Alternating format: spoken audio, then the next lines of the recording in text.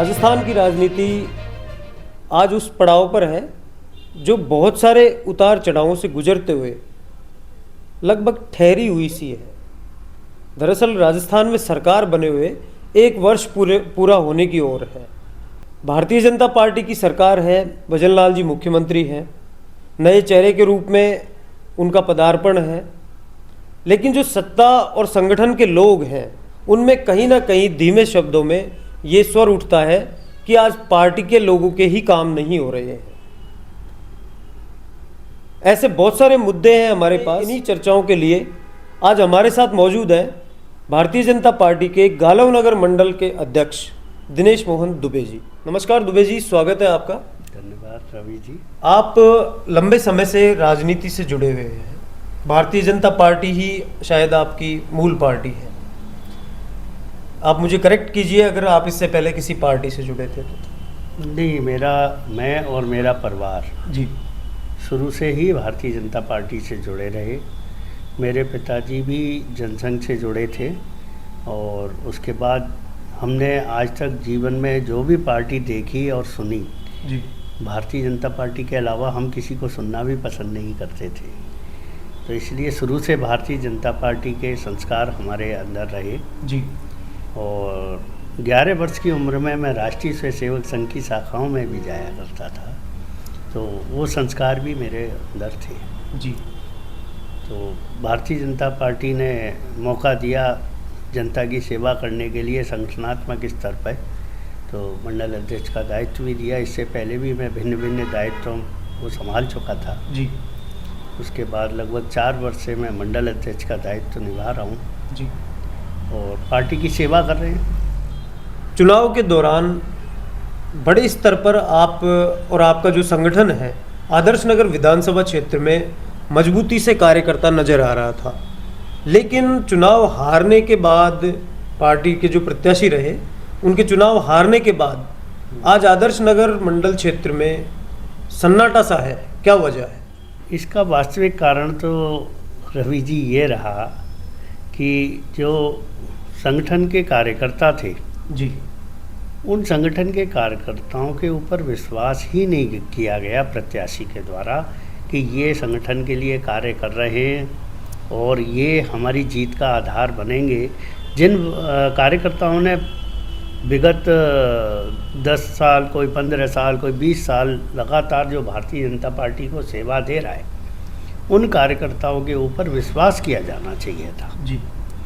उनके स्थान पर कुछ अचानक ही नए कार्यकर्ताओं को लाया गया जो किसी कांग्रेस से या किसी अन्य दल से जुड़े हुए, और उन लोगों को सारे चुनाव का कमान उनके हाथ में दे दी गई। जी।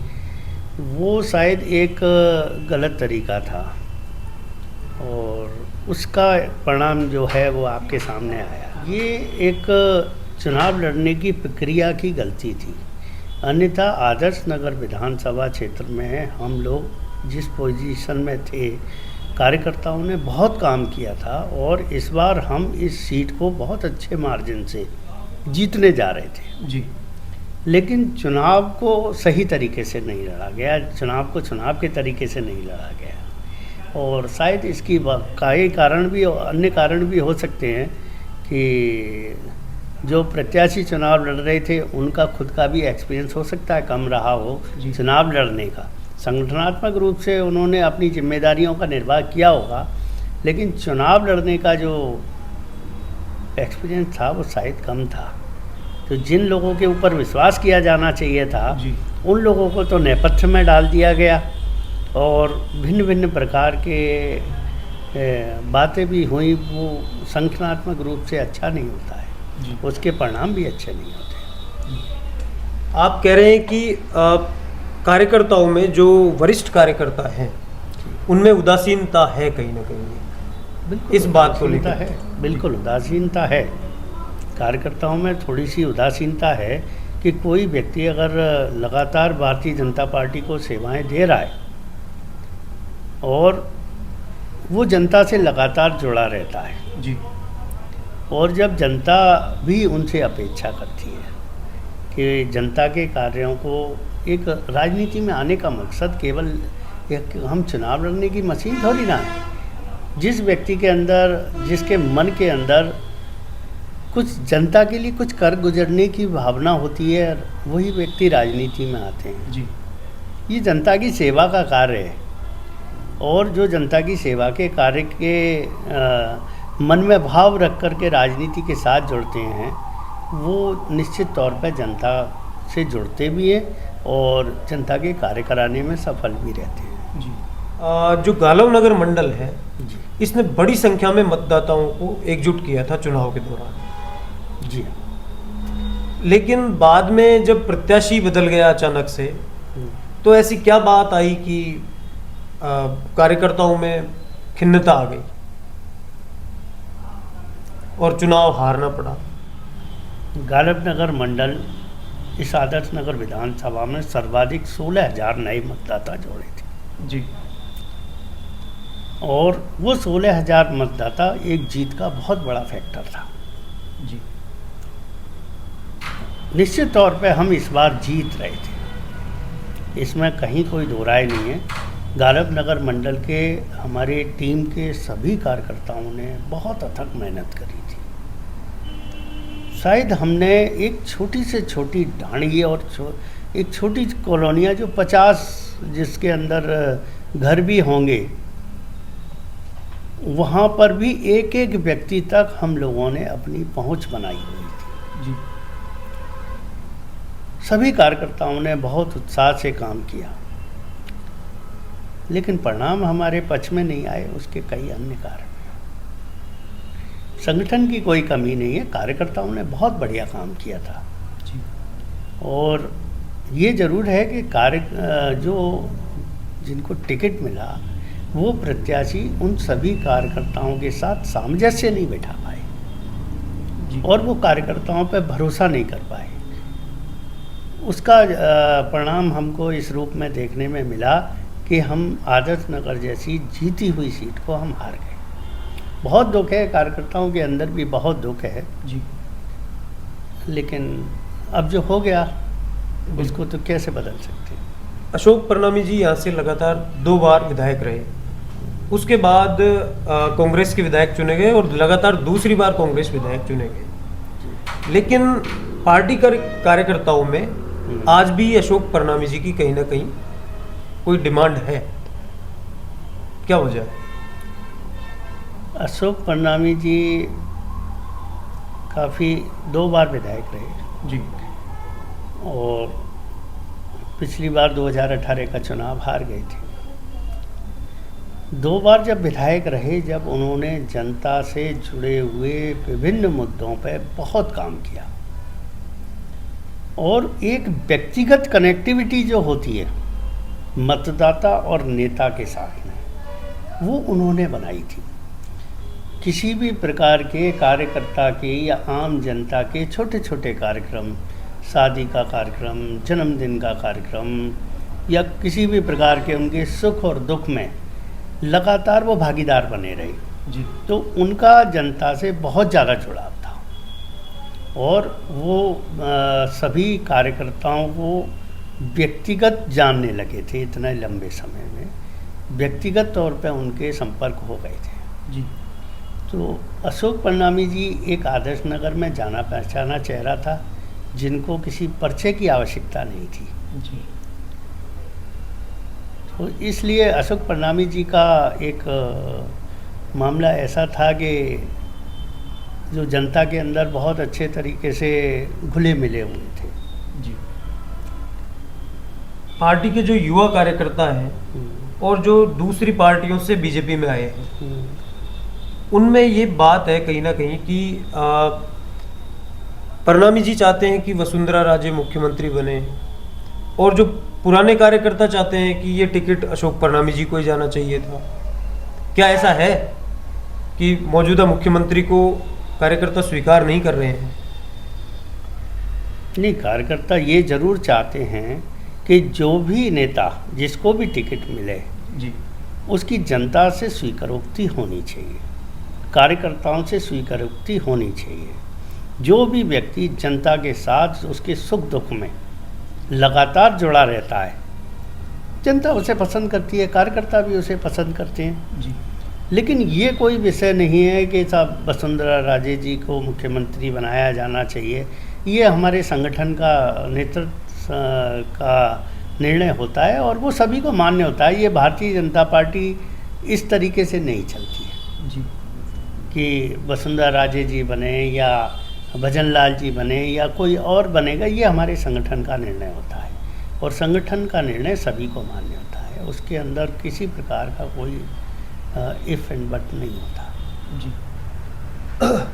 आपके जो आपका मंडल है जी। उसमें आपने बड़े स्तर पर तोड़फोड़ की है, क्या कारण?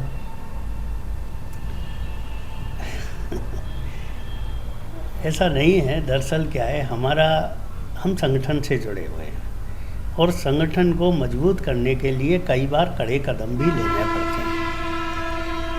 और जब हमको कार्यक्रम मिलता है, ज़िले से कार्यक्रम मिलता है, तो ज़िले के कार्यक्रमों में लगातार कार्यकर्ताओं का एक सामूहिक योगदान बनाना पड़ता है जी। जब भी कार्यक्रम सफल होते हैं। जैसे अभी सदस्यता अभियान चल रहा है, तो जो तोड़फोड़ नहीं कहेंगे हम इसमें जो व्यक्ति, जो कार्यकर्ता हमको समय नहीं दे पाता है, हम उसकी भावना को समझते हैं। वो भारतीय जनता पार्टी से अलग नहीं होता, लेकिन किसी कारणवश अगर उसके पास समय नहीं है और वो संगठन की मीटिंगों में लगातार नहीं आ पा रहे हैं, तो उनके स्थान पर हमको नए ऊर्जावान कार्यकर्ताओं की आवश्यकता पड़ती है जी। उसके लिए कुछ निर्णय करने पड़ते हैं। ऐसा नहीं है कि वो लोग भाजपा से जुड़े हुए नहीं रहेंगे, ऐसा नहीं होता है जी। उनके पास समय का अभाव है और उनकी मजबूरियों को हम समझ रहे हैं। हर व्यक्ति उतना समय नहीं दे सकता। बिल्कुल। कोई व्यक्ति का कोई 4 घंटे दे सकता है, कोई 2 घंटे दे सकता है। किसी के पास आज देने के लिए तो 4 घंटे हैं, लेकिन पारिवारिक परिस्थितियां या व्यापारिक परिस्थितियां उनकी ऐसी हो जाती हैं कि वो 10 मिनट भी नहीं निकाल पाते। तो क्या उस दायित्व पर वो लगातार बने ही रहेंगे? क्योंकि संगठन को तो समय चाहिए। बिल्कुल। अब जो ज़िले से या प्रदेश से जो कार्यक्रम आते हैं, अगर कोई कार्यकर्ता उसके लिए भी अगर समय नहीं निकाल पाता जी,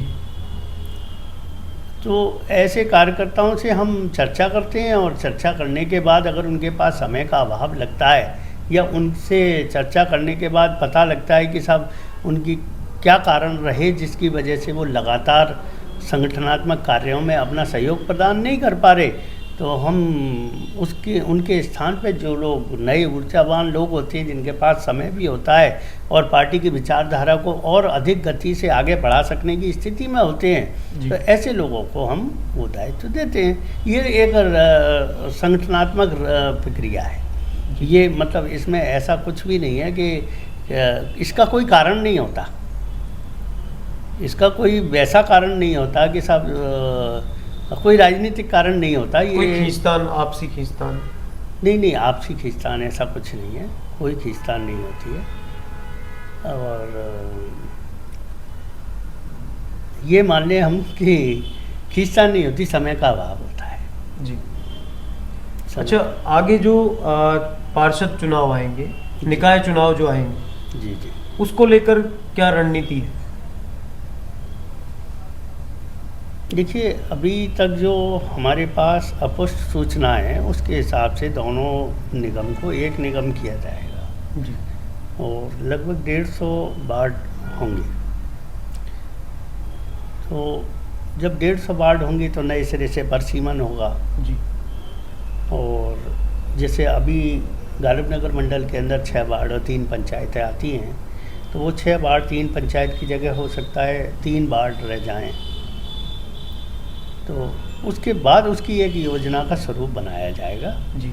हाँ, ये ज़रूर है, संगठन अपना काम कर रहा है। संगठन प्रत्येक क्षेत्र में अपने नए कार्यकर्ताओं का निर्माण लगातार प्रक्रिया से करता जा रहा है जी। और परिणाम बहुत अच्छे आएंगे। इस बार हम अपने मंडल की सभी पार्षद की सीटें जीतेंगे इस बार। आखिर ऐसी क्या आवश्यकता पड़ी कि दोनों निगम एक किए जा रहे हैं और वार्ड कम किए जा रहे हैं, जबकि डेवलपमेंट के लिए तो मुझे लगता है कि और आवश्यकता थी नए वार्डों के गठन की? क्योंकि जब क्षेत्र बड़ा होता है तो जो कैंडिडेट्स होते हैं वो ध्यान नहीं दे पाते हैं। लेकिन एक निगम के हिसाब से देखा जाए तो जैसे 5,000 या 5,500 वोट के ऊपर अगर एक पार्षद बना दिया जाता है तो वो क्षेत्र उसके लिए बहुत कम होता है। 2-3 कॉलोनियों के अंदर पूरा वार्ड सिमट जाता है जी। तो इसलिए कम से कम 20,000 के लगभग तो होना ही चाहिए। उससे क्या है, एक बजट की स्थिति भी ठीक रहती है। विकास के लिए जो उचित बजट होता है वो भी संख्या के आधार पे ही। लेकिन कहीं ना कहीं ये बात भी तो है कि जो मौजूदा हेरिटेज निगम है उसमें कांग्रेस ज़्यादा मजबूत है। कांग्रेस मजबूत थी, अब नहीं है। कांग्रेस पहले मजबूत थी जी। अभी आपने देखा होगा कि कांग्रेस की मेयर की जगह भाजपा समर्थित मेयर बनी जी। और जो राष्ट्रवादी विचारधारा के लोग हैं वो उस समय हो सकता है कांग्रेस से जीत के आए, लेकिन वो लोग राष्ट्र की उन्नति के लिए अपना सहयोग देते हैं, इसलिए उन सब का समर्थन भारतीय जनता पार्टी को मिला हुआ है और आज दोनों निगम के अंदर भारतीय जनता पार्टी की मेयर है। लेकिन कांग्रेस से जुड़े लोगों का कहना है कि अगर 2 निगम में अगर आगामी चुनाव संपन्न होते हैं मौजूदा व्यवस्था में तो जो हेरिटेज निगम है वो बीजेपी कभी नहीं जीत सकती। क्या ऐसा है? नहीं, ऐसा नहीं। ये उनकी बहुत बड़ी गलतफहमी है। जयपुर के नगर निगम को तो कांग्रेस को भूल जाना चाहिए। एक उन्होंने इस तरीके का एक चालबाजी हुई थी परसिमन में और भी कई तरीके से करके। परसिमन भी जिस तरीके से किया गया वो भी उचित नहीं था। उस समय कांग्रेस की सरकार में जो हुआ वो भी ठीक नहीं था। तो इस तरीके से उन्होंने एक चालबाजी करके अपना निगम बनाया था, ऐसा कुछ नहीं है। अब इस बार हमारा बोर्ड बनेगा जी। और दोनों, ऐसा हमारे सुनने में आया है, कंफर्म नहीं है कि दोनों का अब एक ही निगम बनेगा और एक निगम बनेगा तो निश्चित तौर पर भारतीय जनता पार्टी की ही मेयर बनेगी। जी। अच्छा, जो 6 विधानसभा सीटों सहित एक और विधानसभा सीट जिस पे एक मौजूदा विधायक दिवंगत हो गए अभी, तो टोटल 7 विधानसभा क्षेत्रों में उपचुनाव होने हैं। कांग्रेस पार्टी से जुड़े लोगों का कहना है कि बीजेपी को मजबूत नहीं है राजस्थान। क्या ऐसा है? अभी तो 1 साल भी नहीं हुआ है, मजबूती कांग्रेस ने तो के मुंह पे थप्पड़ तो पड़ा ही है ना। हमारे इतने विधायक जीत के आए, आज हमारी सरकार है, माननीय भजनलाल शर्मा जी मुख्यमंत्री हैं, तो क्या उनके सामने ये प्रत्यक्ष नहीं है? भारतीय जनता पार्टी राजस्थान के अंदर बहुत मजबूत है। आप क्या मानते हैं कि जो युवा कार्यकर्ता है उनमें किस तरह से नया जोश जगाया जा सकता है? क्या बदलाव नहीं आने चाहिए? क्या जो टिकट बदले गए हैं इस बार वो नहीं होने चाहिए? जहाँ आवश्यकता हो टिकट बदलने की वहाँ ज़रूर बदला जाना चाहिए, लेकिन जहाँ अगर कोई वरिष्ठ कार्यकर्ता अच्छा काम कर रहा है, जिसकी जनता में पकड़ है, उनकी ज़बरदस्ती टिकट बदल करके माहौल को करना ठीक नहीं होता। राजनीतिक दल चुनाव जीतने के लिए होते हैं जी। केवल चुनाव लड़ना उद्देश्य नहीं होता, चुनाव जीतना उद्देश्य होता है। और भारतीय जनता पार्टी प्रत्येक विषय के ऊपर बहुत गहनता से चिंतन करके ही टिकट का वितरण करती है जी। एक टिकट का लेट दिया जाना भी एक ऐसा कारण रहा जिसकी वजह से आदर्श नगर विधानसभा में हम लोगों को योजना बनाने का वक्त नहीं मिला। और जब टिकट मिल गया तो शायद उनको यही नहीं पता था कि कौन कौन कार्यकर्ता हमारे किस क्षेत्र में है जिनसे हमें संपर्क किया जाना चाहिए था। तो ये भी एक कमी रही, क्योंकि एक बिल्कुल नए आदमी को अगर चुनाव में सीधा ले आया जाता है, अगर उससे पहले, मुझे तो ऐसा लगता है, जो मेरी व्यक्तिगत सोच है जी, कि जिसको भी टिकट दिया जाना चाहिए उसको कुछ समय पहले पता होना चाहिए।